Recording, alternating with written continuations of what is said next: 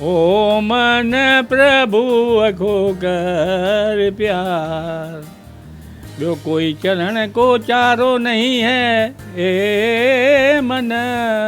तो सुबह 1 साल के बाद चलना ही तो है, इसीलिए उसी तरफ ये मोह माया पैसा उसमें छोड़ दो।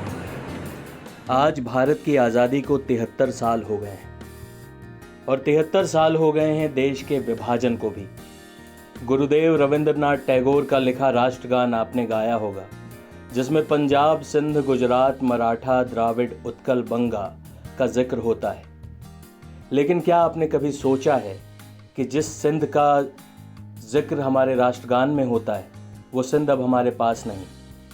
देश की आज़ादी की लड़ाई में सिंध ने एक महत्वपूर्ण भूमिका निभाई थी। हेमू कलानी को कौन भूल सकता है, जिन्होंने 19 साल की उम्र में फांसी के तख्ते को चूम लिया था। आज उसी सिंध की कहानी, उसी सिंध के एक नायक की ज़ुबानी हम आपको सुनाने जा रहे हैं। मिलिए 97 साल के दादा मोतीलाल बख्तानी से, जो जवाहरलाल नेहरू के साथ सन 1942 में इलाहाबाद की जेल में बंद थे। उन्हीं से जानेंगे सिंध की कहानी आज़ादी के 72 साल बाद। 1947 में भारत आज़ाद हुआ था। 1947 में जब उस आज़ादी के जंग में जो लोग शामिल थे, ऐसे बहुत थोड़े से लोग हमारे बीच इस वक्त मौजूद हैं। हम खुशकिस्मत हैं कि हमारे साथ दादा मोतीलाल बख्तानी हैं, जिनकी उम्र 98 साल है, जो आज़ादी से पहले पाकिस्तान के सिंध प्रांत में रहते थे। आज़ादी से पहले पाकिस्तान नाम की कोई जगह ही नहीं थी। 1947 में बंटवारा हुआ और वो सिंध हमसे छिन गया, जो सिंध मोहनजोदाड़ो का सिंध है। वो सिंध हमसे छिन गया जो हिंदुस्तानी सभ्यता संस्कृति का सिंध है।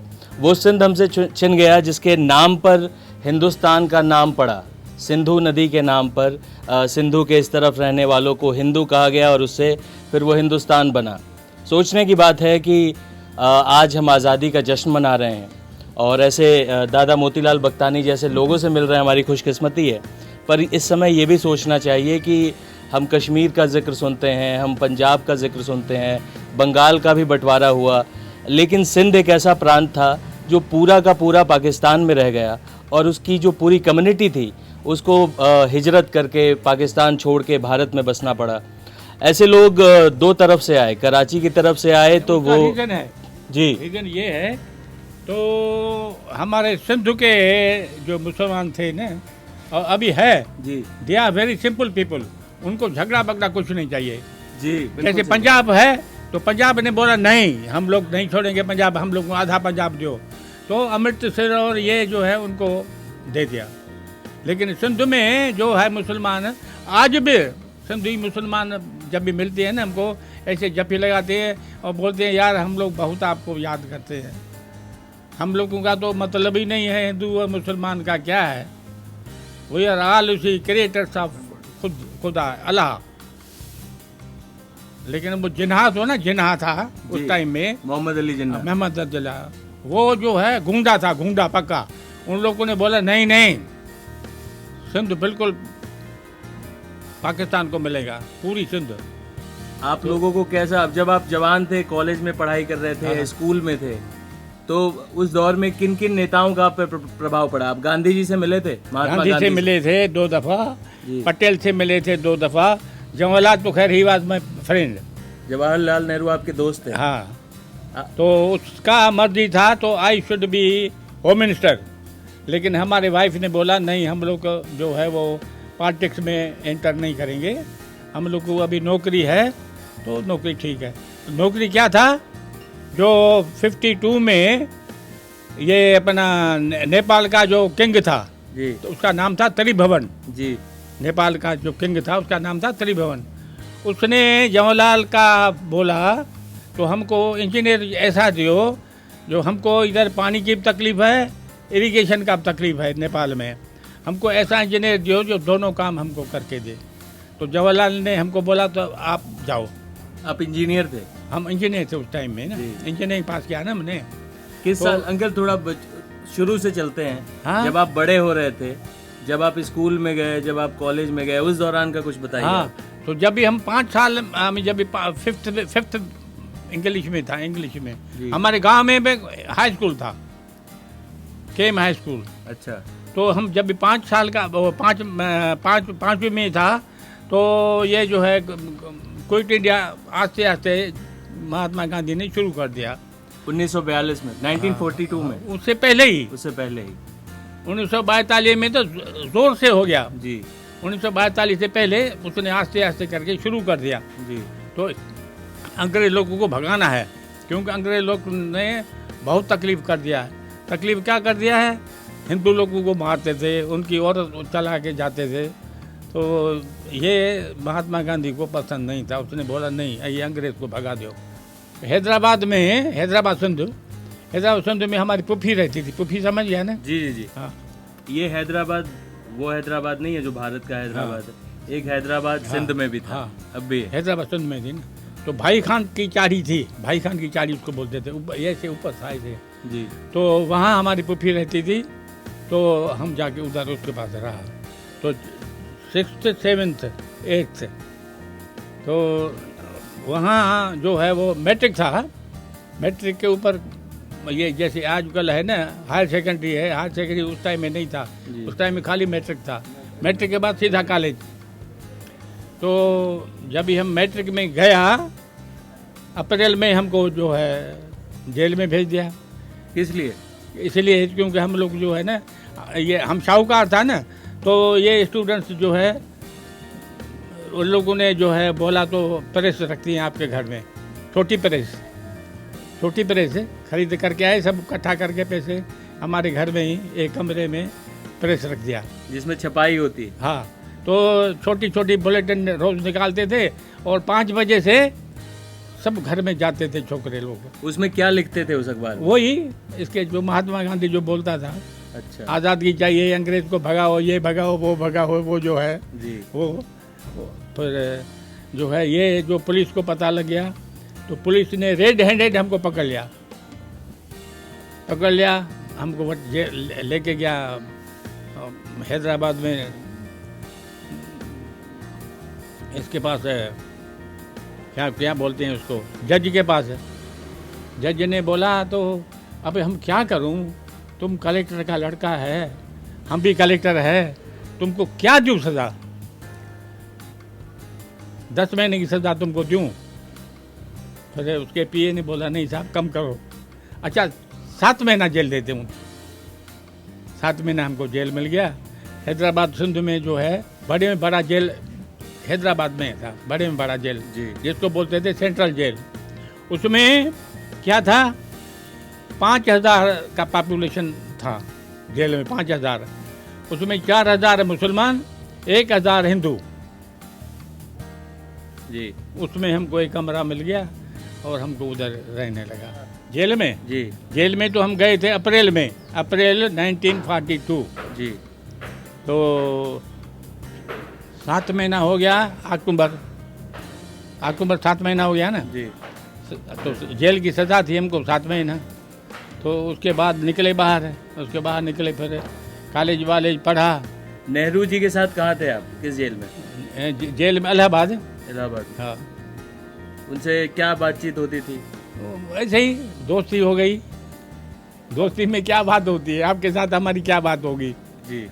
ऐसे ही गपशप इधर उधर। वो पटेल के बारे में हमको बोलता था हमेशा। क्या? पटेल को समझाओ, पटेल बिल्कुल ही लायन। वो बोलता है तो मुसलमान लोगों को छोड़ूंगा नहीं, ये करूंगा वो करूंगा।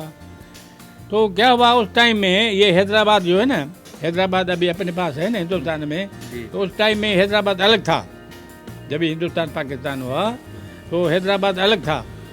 मुसलमान नवाब निज़ाम हैदराबाद का निज़ाम वो राज करता था। तो निज़ाम का जो प्राइम मिनिस्टर था उसने मुसलमान था। तो उसने जो एक दिन थोड़ी जाती बात कर दी। उसने क्या बोला, हम पेशाब करूँगा तो दिल्ली पानी में डूब जाएंगी। उस टाइम में उसने बोला था। तो पटेल था, पटेल तो आपको पता है ही बात, जस्ट लायन। उसने बोला अच्छा तुमको इतनी ताकत है तो क्या होगा, रात को 10 जो है मिलिट्री वाले हवाई जहाज में बिठा के भेज दिया उधर। बोला इसको बम्बार्डमेंट करो और नवाब को हाथ घड़ी डाल के हमारे पास ले आओ। रात को रात में, जी। और उसके बाद जो है हिंदुस्तान से मिल गया, हैदराबाद। सिंध की याद आती है आपको? हाँ, सिंधु की याद आती है? सिंध को याद हो तो हमेशा रहेंगे जब तक हम जिंदा है। हमारे सिंध था। क्या क्या उसके बारे में क्या बताना चाहेंगे? क्या बहुत बोले, she was just like a gold.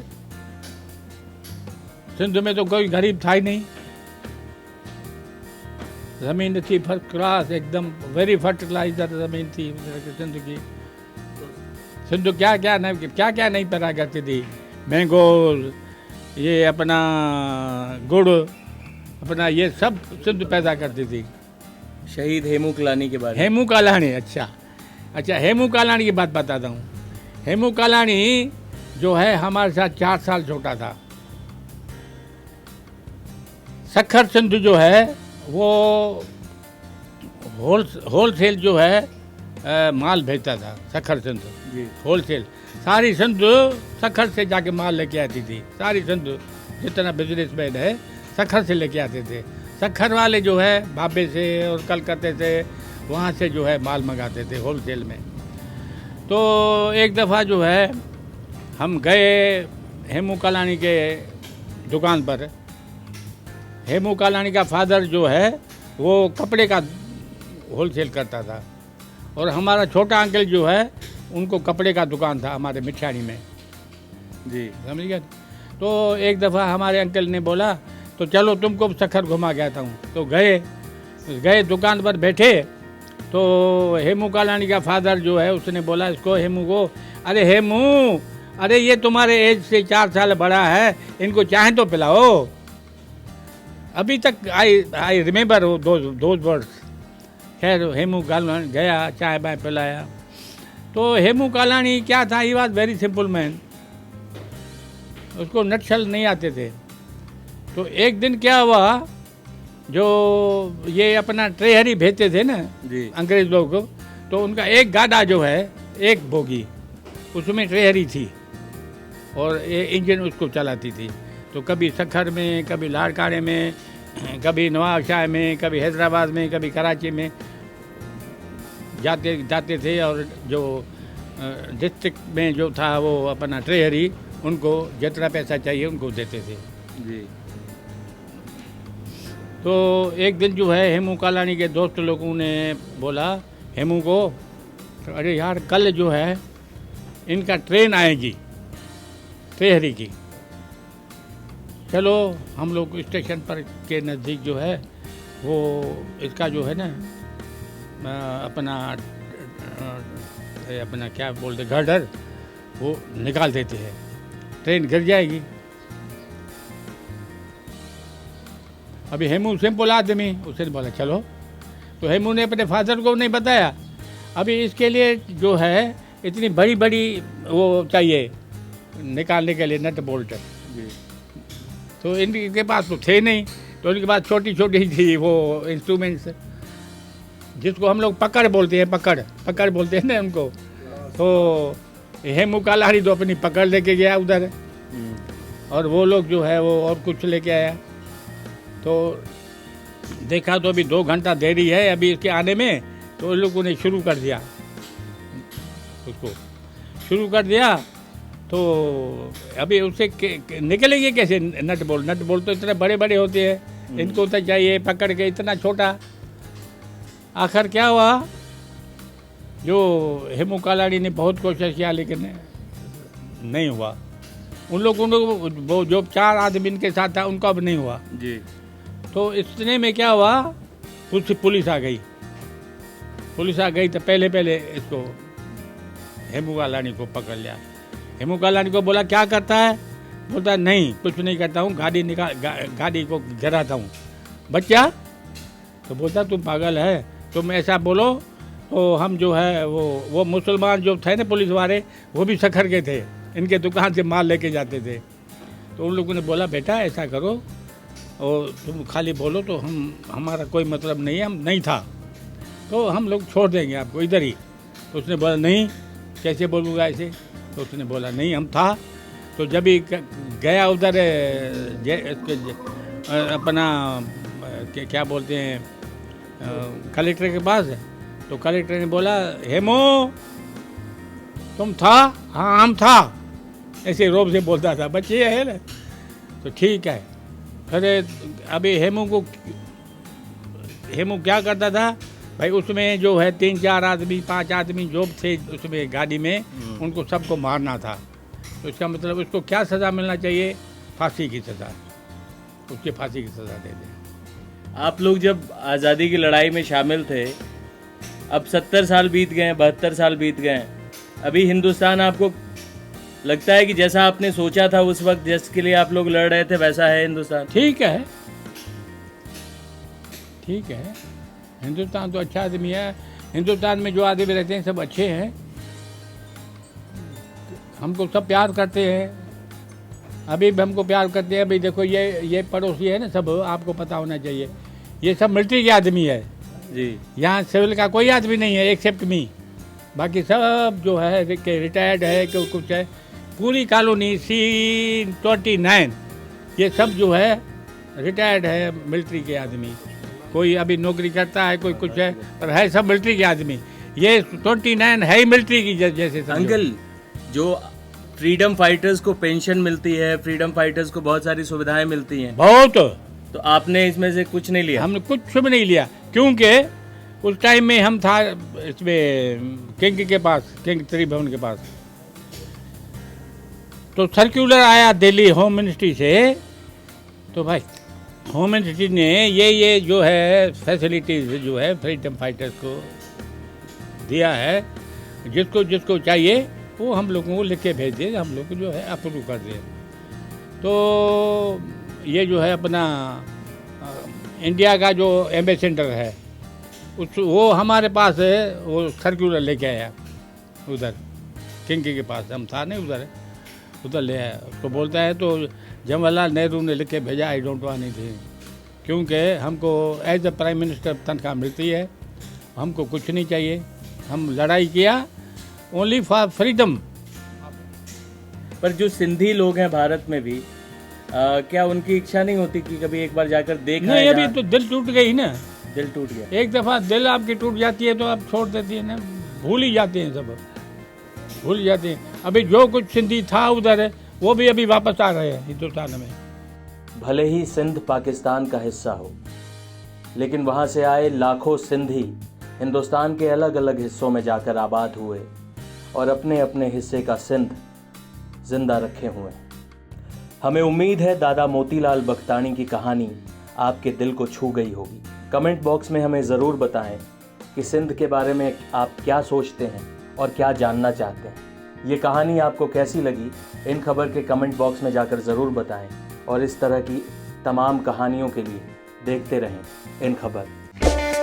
इन खबर चैनल को सब्सक्राइब करें